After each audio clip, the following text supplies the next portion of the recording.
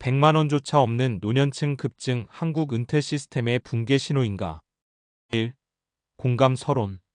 요즘 뉴스를 보다 보면 은퇴한 분들이 통장에 100만 원도 남기지 못한 채 노후를 버티고 있다는 이야기가 심심치 않게 들립니다.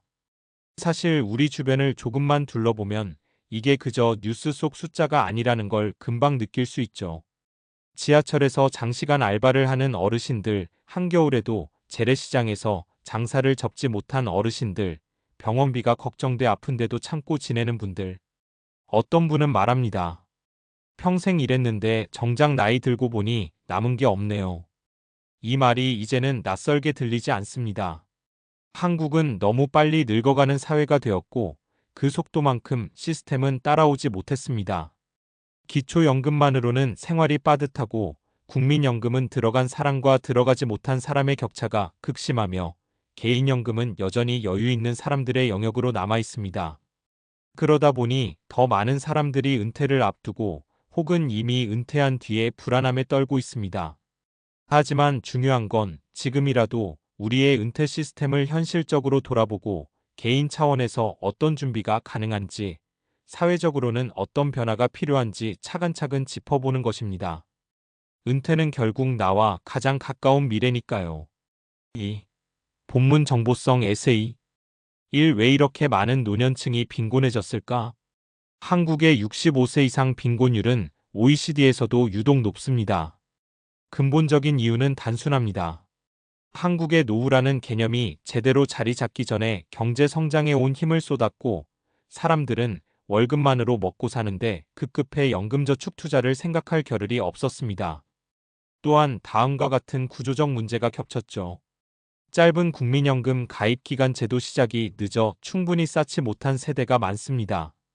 불안정한 직장 구조 평생 직장이 거의 없고 중간에 경력이 끊기며 연금 납부도 끊김. 부동산 중심 자산 구조집은 있지만 현금 흐름이 없는 자산 가난이 많음. 가계 부담 증가 자녀 교육비, 주거비에 돈을 쏟아부어 노후 자금 형성 여력이 부족. 결국 은퇴 후에도 일을 계속해야 하는 상황이 만들어졌고 제대로 된 노후 보장이 끊겨버린 겁니다. 이 은퇴 준비, 너무 늦었다라는 말보다 중요한 것. 많은 사람이 지금 준비해도 늦었다고 생각합니다. 하지만 실제로 상담을 하다 보면 늦었다고 생각하는 사람일수록 하는 일이 훨씬 많아지고 실질적인 변화를 만든다는 사실을 자주 봅니다.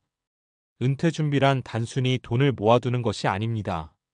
다음 세 가지 영역이 동시에 관리되어야 비로소 안전망이 됩니다.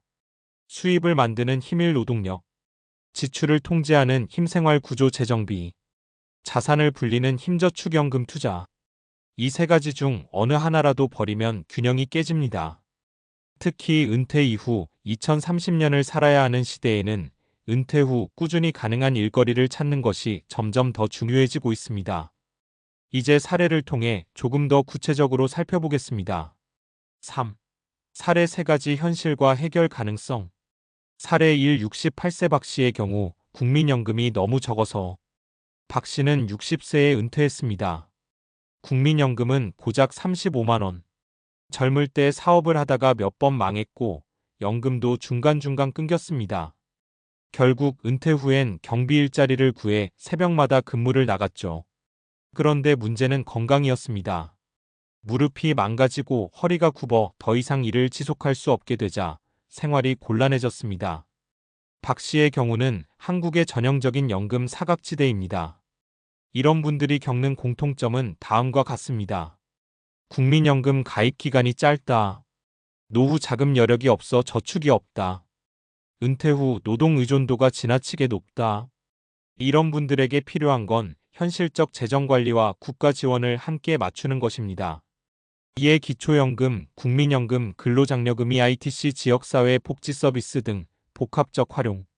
사례 2. 55세 김씨 은퇴가 멀었는데 왜 벌써 가난해질까 두렵죠.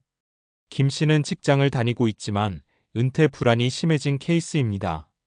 월급이 어느 정도 있지만 교육비, 대출, 생활비로 빠져나가 남는 게 없습니다.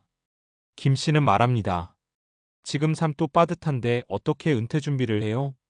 이런 분들에게 필요한 건 거창한 금융 상품이 아닙니다. 가장 중요하고도 효과적인 전략은 바로 지출 구조의 재설계입니다. 불필요한 구독보험 정리, 고금리 부채 조기 상환, 반드시 필요한 지출과 심리적 소비 분리, 은퇴 후 원하는 삶의 형태를 미리 정하고 그에 맞는 비용 계산. 2단계를 먼저 잡으면 비로소 저축연금 투자라는 다음 단계가 가능해집니다. 사례 3 72세 E씨 부부 자식 걱정으로 노후가 사라졌어요. A씨 부부는 평생 자녀 교육비와 결혼 비용 때문에 저축을 거의 하지 못했습니다. 집은 있지만 현금이 없어 생활이 팍팍했습니다. 이런 케이스는 부동산 부자, 현금 빈곤층의 전형입니다. 이 부부는 결국 주택연금을 선택했고 이후 생활 수준이 크게 안정되었습니다. 주택연금은 여전히 거부감이 있는 제도지만 다음 두 조건을 충족하는 사람에게는 매우 좋은 선택지가 됩니다. 자녀에게 집을 물려주지 않아도 괜찮을 때, 연금 저축이 부족한 대신 집 한 채는 있을 때, E씨 부부처럼 연금화 방식을 활용하면 잠자는 자산을 현금 흐름으로 바꿀 수 있습니다. 4. 은퇴 시스템의 문제, 그리고 우리가 할 수 있는 일. 솔직히 말해 한국의 은퇴 시스템은 아직 완성되지 않았습니다. 국민연금 개편은 매번 미뤄지고 개인연금은 사람들의 여력이 되지 않아 가입률이 낮고 기초연금은 생계형 수준을 벗어나지 못합니다. 하지만 그렇다고 해서 개인이 아무것도 할 수 없는 건 아닙니다. 우리가 지금 당장 할 수 있는 것들. 지출 구조를 재점검해 은퇴 자금 여력을 만드는 것. 연금 3층 국민연금 퇴직연금 개인연금을 최소한 한 단계라도 구축하는 것. 은퇴 이후에도 가능할 노동일거리를 미리 탐색하는 것.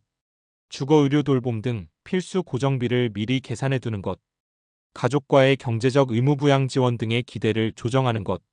물론 이 모든 것이 쉬운 일은 아닙니다. 하지만 노후라는 건 지금 당장의 하루보다는 계획이 조금이라도 반영될 때 훨씬 안전해집니다. 5. 결론 붕괴의 신호는 경고일 뿐 끝은 아니다. 노년에 100만 원도 없다는 뉴스는 우리 사회가 던지는 강력한 경고입니다. 은퇴 시스템이 흔들리고 있다는 신호일 수 있지만 동시에 우리가 어떤 선택을 해야 하는지 알려주는 신호이기도 합니다. 중요한 건 지금부터라도 차근차근 준비하는 것. 그리고 사회적으로는 연금 돌봄 주거의료 체계가 실제 생활에 맞게 개선되도록 목소리를 내는 것입니다. 노후는 결코 늦었다고 생각할 시점이 아닙니다. 지금 살아가는 모든 사람에게 가장 가까운 미래니까요.